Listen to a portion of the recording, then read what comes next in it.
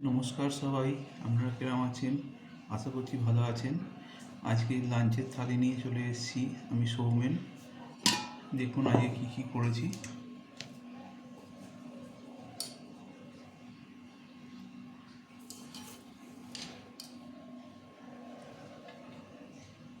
আছে গরম গরম ভাত,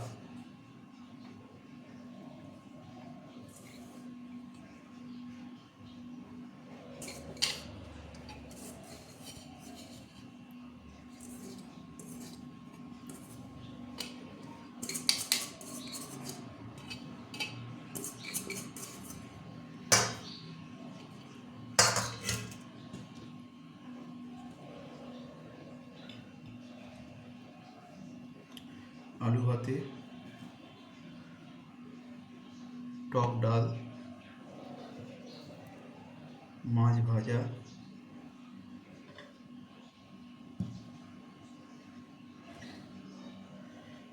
ঢেঁড়সের ঝাল, আছে কাতলা মাছের সর্ষে দিয়ে ঝাল।